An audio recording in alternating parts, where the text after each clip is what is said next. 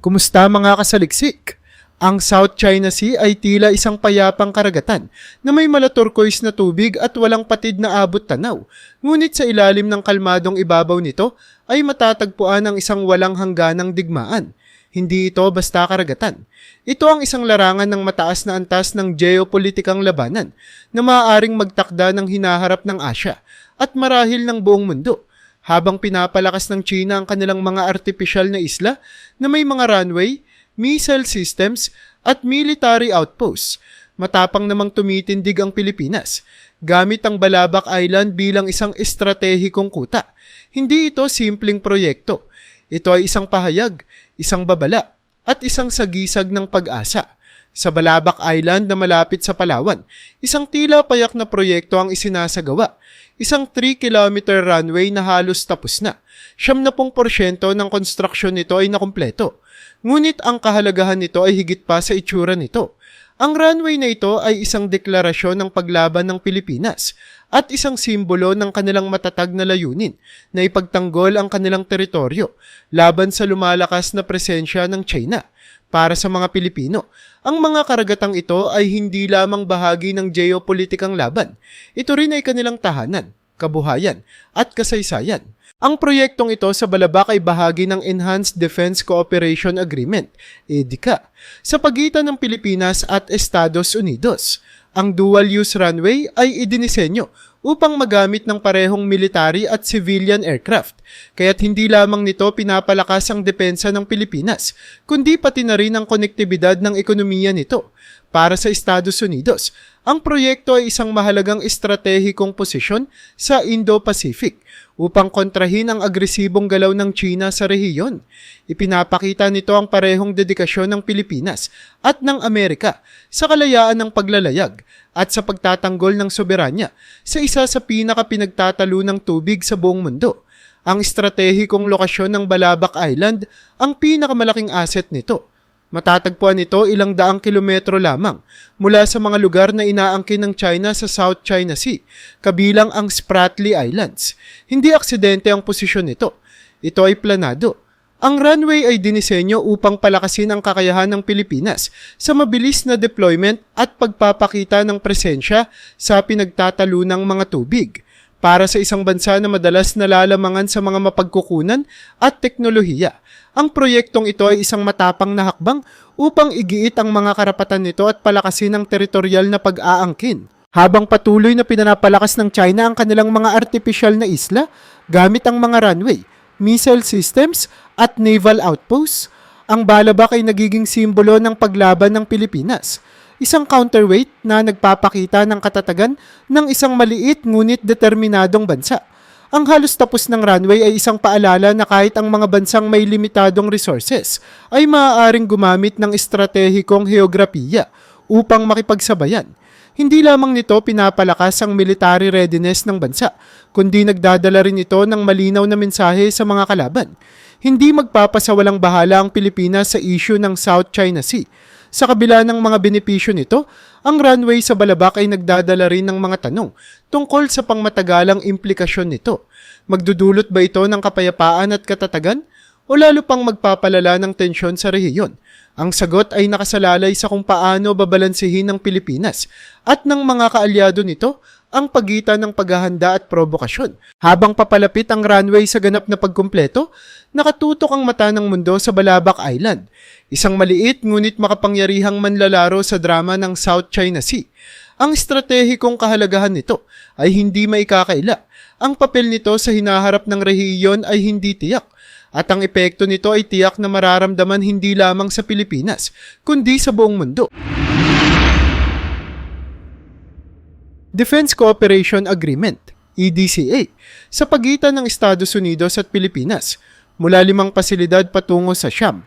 Ang hakbang na ito ay naglalayong palakasin ang interoperability ng mga sandatahang lakas ng dalawang bansa at paghusayin ang kanilang kakayahang tumugon sa mga hamon sa rehiyon, kabilang ang mga natural na sakuna at makataong kalamidad. Isa sa mga bagong lokasyon na idinagdag ay ang Balabac Island sa Palawan, nakilala hindi lamang sa estratehikong kahalagahan nito, kundi pati na rin sa mayamang biodiversity, kabilang ang bihirang Philippine mouse deer at iba't ibang endemic na ibon. Ang lokasyong ito ay inaasahang magpapahusay sa kakayahang tumugon sa sakuna at magsilbing kritikal na punto para sa mga makataong operasyon. Ang Naval Base Camilo Ocia sa Santa Ana, Cagayan ay isa pang mahalagang lokasyon na magsisilbing sentro para sa mga joint training exercises at operasyon militar sa hilagang bahagi ng Luzon. Kasabay nito, ang Lauag Airport sa Cagayan ay nag-aalok ng kakayahan para sa mabilisang deployment ng mga puwersa at kagamitan na magpapabuti sa kahandaan ng rehiyon sa iba't ibang mga contingency. Sa Isabela naman, ang Camp Melchor de la Cruz sa Gamu ay tutulong sa mga proyekto sa modernisasyon at magpapalakas sa infrastrukturang pangdepensa ng Pilipinas na bahagi ng mas malawak na layunin para sa isang mas matibay na pambansang seguridad.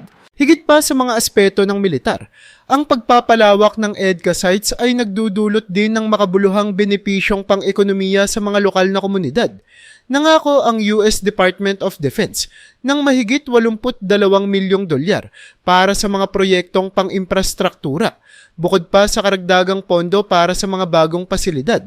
Ang mga pondong ito ay inaasahang magpapalago sa ekonomiya at magbibigay ng mga oportunidad sa trabaho sa mga apektadong lalawigan na magbibigay ng kinakailangang tulong sa mga lokal na ekonomiya.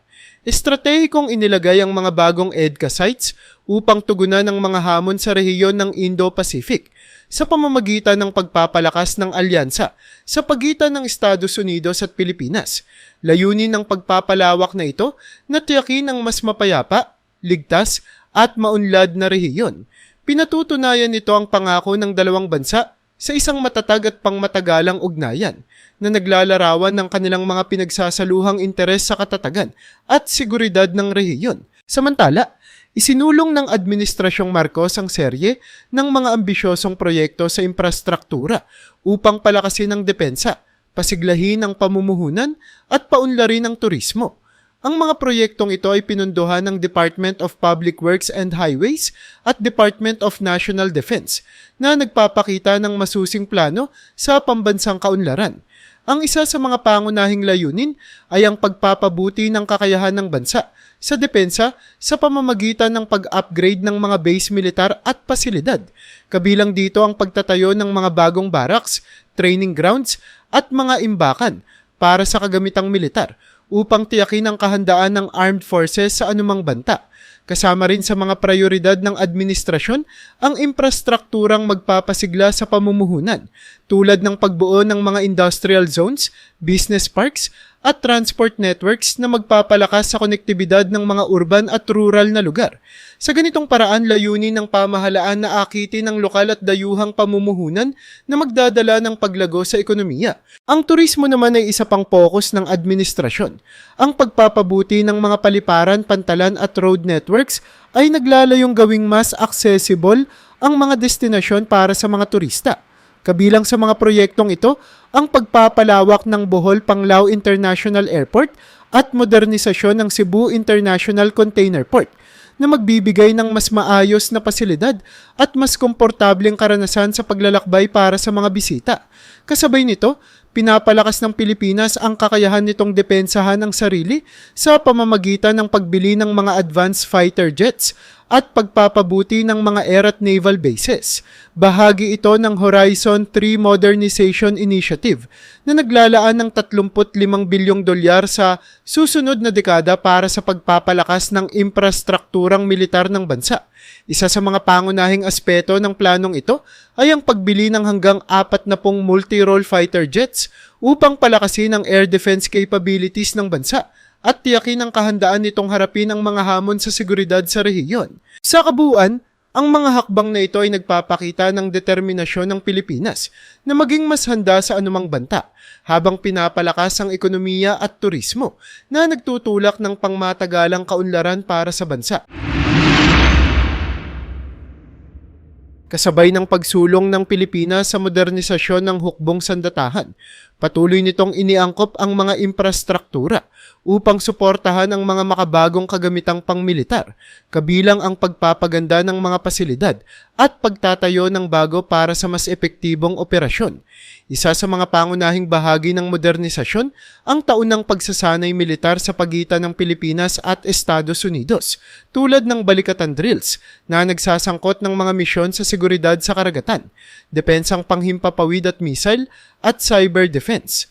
Ang pakikilahok ng mga puwersa ng Estados Unidos, kabilang ang deployment ng E-22 Raptors, ay nagpapakita ng matibay na kooperasyong militar at interoperability ng dalawang bansa.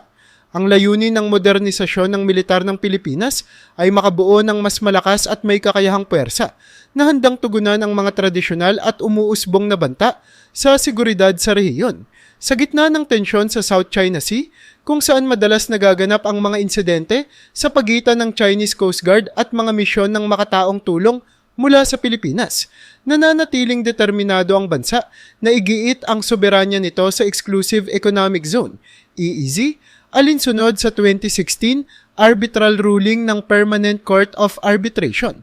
Ang desisyong ito ay nagpawalang bisa sa malawak na pag-angkin ng China sa South China Sea, kabilang ang 9-dash line, at kinilala ang karapatan ng Pilipinas sa mga yamang dagat nito. Sa kabila ng desisyon, patuloy na itinataguyod ng China ang mga pag-aangkin nito at nagsasagawa ng mga aktibidad na itinuturing ng Pilipinas na iligal at mapanupil. Bilang tugon, gumagamit ang Pilipinas ng mga diplomatikong, impormatibo at legal na hakbang, gayon din ng mga operasyonal na pagkilos sa mga pinagtatalunang teritoryo. Kabilang sa mga hakbang na ito ang konstruksyon ng mga pasilidad militar at iba pang infrastruktura sa Pag-asa Island, bahagi ng AFP Modernization Program. Ang proyekto sa Pag-asa Island Airport ay naglalayong palawakin ang kasalukuyang runway upang makayanan ang mas malalaking sasakyang panghimpapawid militar na magpapahusay sa kakayahang operasyonal ng Philippine Air Force sa rehiyon. Bukod sa seguridad, ang proyektong ito ay magpapabuti sa transportasyon ng mga supply, galaw ng mga puwersang depensa, at posibleng magdala ng turismo at pamumuhunan sa lugar. Sa kabila ng mga hamon mula sa mga alitan sa teritoryo, determinado ang gobyerno ng Pilipinas na tapusin ang proyekto sa Pag-asa Island na kasalukuyang 70% ng kumpleto at inaasahang matatapos ngayong taon. Kasabay nito, ang mga pamumuhunan sa mga pangunahing base, gaya ng Basa Air Base, ay naglalayong palakasin ang kakayahan ng bansa sa makataong tulong sa sakuna at mga operasyon sa depensa. Ang mga pag-upgrade ay nagbibigay ng mga modernong pasilidad na maaaring gamitin para sa malawak na hanay ng mga misyon, mula sa pagbibigay ng ayuda sa mga natural na sakuna hanggang sa pagpapatibay ng infrastrukturang pangdepensa laban sa mga potensyal na banta. Isang mahalagang aspeto ng mga pag-upgrade na ito ang pagsasama ng reconnaissance drones at mga inisyatibo sa pagbabahagi ng impormasyon. Gamit ang makabagong teknolohiya ng drone, maaaring magsagawa ng real-time surveillance ang mga base at mangolekta ng mahahalagang impormasyon na kritikal sa parehong mga operasyon sa depensa at makataong misyon. Ang pagbabahagi ng impormasyon sa pagitan ng mga kaalyado ay nagpapalakas din sa depensa ng rehiyon sa pamamagitan ng pagbibigay ng access sa pinakabagong datos na nagpapahintulot sa mabilis at epektibong pagtugon sa mga umuusbong na banta. Bilang bahagi ng Comprehensive Archipelagic Defense Concept, CADC, ginagamit ng Pilipinas ang natatanging katangian ng heograpiya nito, ang malawak na baybayin at maraming isla upang bumuo ng isang matatag na postura sa depensa. Layunin ng estratehiyang ito na hindi lamang deter kundi epektibong tumugon sa mga panlabas na banta, partikular na mula sa China. Sa patuloy na modernisasyon ng militar at pagpapalakas ng infrastruktura, pinatitibay ng Pilipinas ang kakayahan nito na ipagtanggol ang soberanya at magbigay ng kontribusyon sa katatagan ng rehiyon. Ang Pilipinas ay nakatuon sa pagpapahusay ng kakayahan nitong magbantay sa karagatang sakop nito, pagpapalakas ng coastal defense, at pagbibigay daan sa mabilis na pagdeploy ng mga puwersa sa buong kapuluan. Sa harap ng pabago-bagong sitwasyon sa seguridad ng rehiyon, mahalaga na ang Armed Forces of the Philippines, AFP, lalo na ang Navy, ay sapat na kagamitan, mahusay na sanay, at laging handa sa anumang hamon na maaaring harapin ng bansa. Ang patuloy na pagsasanay at operasyon ng Philippine Navy ay bahagi ng mas malawak na estratehiya upang tiyakin ang seguridad ng bansa. Kabilang dito ang pagbili ng mga makabagong kagamitang pangmilitar tulad ng fighter jets, naval vessels at surveillance systems, pati na rin ang pagdevelop ng infrastruktura na susuporta sa mga kakayahang ito. Layunin ng mga proyektong ito na palakasin ang depensa ng Pilipinas laban sa mga panlabas na banta at tiyakin ang paggiit ng soberanya nito sa mga pinagtatalunang teritoryo. Ang mga inisyatibong pang-infrastruktura na ito ay pinunduhan ng Department of Public Works and Highways, DPWH, at ng Department of National Defense, DND, na nagpapakita ng koordinadong plano para sa seguridad at kaunlaran ng bansa.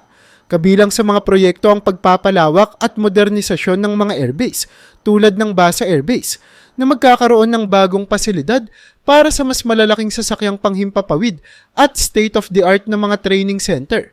Bukod dito, ang pagdevelop ng mga naval base at pantalan ay naglalayong palakasin ang kakayahan ng bansa na magpatupad ng presensya sa pinagtatalunang karagatan tulad ng South China Sea sa pamamagitan ng pagtatayo ng network ng mga modernong pasilidad na estratehikong nakapwesto.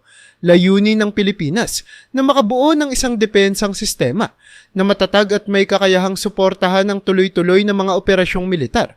Ang ganitong mga hakbang ay nagbibigay daan upang epektibong maipagtanggol ang soberanya ng bansa laban sa mga lumalalang banta, lalo na sa harap ng agresibong pagkilos ng China sa West Philippine Sea. Sa mga nakaraang taon, naging mas mapangahas ang mga barko ng China sa South China Sea, partikular sa West Philippine Sea, kung saan inilalagay nila sa panganib ang mga sibilyan at militar ng Pilipinas. Kabilang sa kanilang mga aksyon ang pagbangga sa mga bangkang pangisda ng Pilipino, paggamit ng water cannons laban sa mga barko ng Pilipinas, at iba pang mapanupil na taktika upang igiit ang kanilang malawak na pag-angkin sa rehiyon. Ang mga insidenteng ito ay hindi lamang nagdulot ng direktang banta sa kaligtasan ng mga Pilipino, kundi nagpalala rin ng tensyon sa rehiyon. Bilang tugon, patuloy na iginigiit ng Pilipinas ang pagsunod sa internasyonal na batas, pandagat, partikular ang United Nations Convention on the Law of the Sea, UNCLOS, bilang legal na batayan upang maresolba ang mga sigalot sa karagatan ng mapayapa.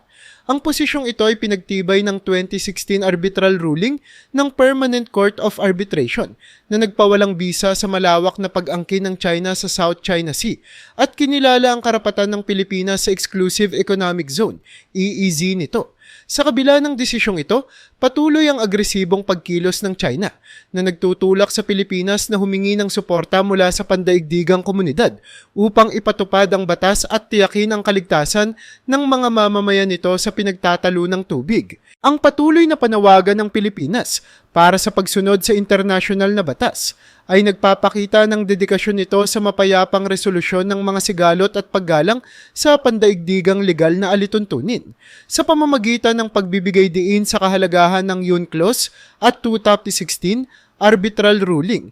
Layunin ng Pilipinas na makakuha ng suporta mula sa iba pang mga bansa at pandaigdigang organisasyon upang kontrahin ang agresibong pagkilos ng China at mapanatili ang katatagan sa rehiyon. Isa sa mga makabuluhang hakbang ng Pilipinas ay ang pagdevelop ng Balabac Island Runway na nagpapakita ng estratehikong aksyon sa South China Sea. Sa pagpapahusay ng infrastruktura sa islang ito, layunin ng bansa na palakasin ang kakayahang depensahan ng sarili at igiit ang soberanya sa harap ng tumitinding tensyon. Ang runway na ito ay magbibigay daan sa Philippine Air Force na mag-operate ng mas malalaking sasakyang panghimpapawid na magpapabuti sa surveillance at bilis ng pagtugon sa mga pinagtatalunang karagatan. Bukod dito, ang proyektong ito ay sumasalamin sa matibay na ugnayan ng Pilipinas at Estados Unidos sa ilalim ng Enhanced Defense Cooperation Agreement, EDCA, na naglalayong pahusayin ang mga joint training at humanitarian mission. Sa kabuuan, ang inisyatiba ay hindi lamang nagpapalakas sa posisyon ng Pilipinas sa rehiyon, kundi nag-aambag din sa katatagan at seguridad sa South China Sea na isang mahalagang bahagi ng pandaigdigang seguridad at kaunlaran.